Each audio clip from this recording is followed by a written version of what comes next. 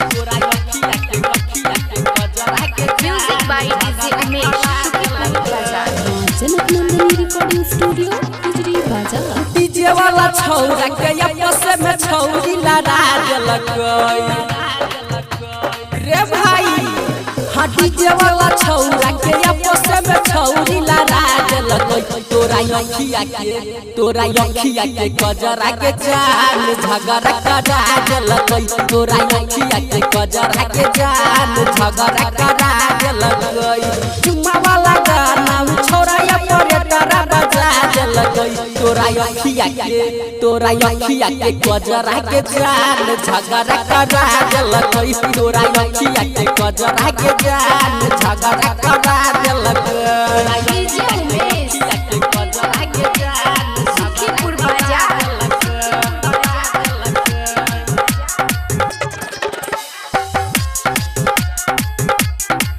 नमरी पर टंगरी देखइले पंसैया पर चोली गे तोरे चलते चलई हई गे लाठी भाला गोली गे।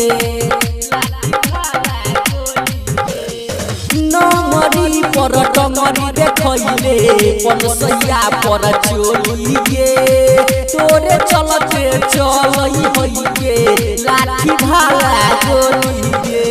बुढ़ावाई तार जोर नेटर वाला देखही छोड़ा देलक बुढ़ावाई तार जोर नेटर वाला देखही छोड़ा देलक तोरा अखिया के गजरा के जान झगड़ा करा देलक तोरा अखिया के गजरा के जान झगड़ा करा देलक।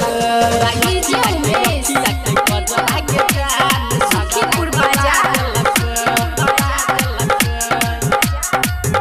जनक नंदनी रिकॉर्डिंग स्टूडियो गुजरी बाजार।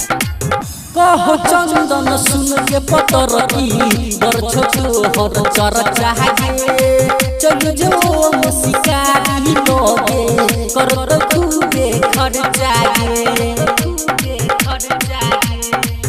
हाँ कहो रोहित सुन के पतर की बर छोटो रे चर्चा गे चल जो मुसिकारी लोगे कर खूबे खर्चा गे।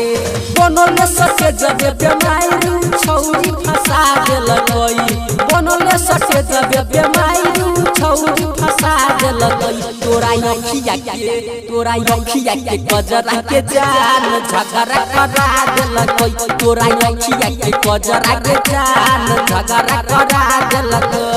चुम्मा वाला गाना छोरा या परेटरा बजा देलक तोरा अखिया के गजरा के जान झगड़ा करा देलक तोरा अखिया के गजरा के जान झगड़ा करा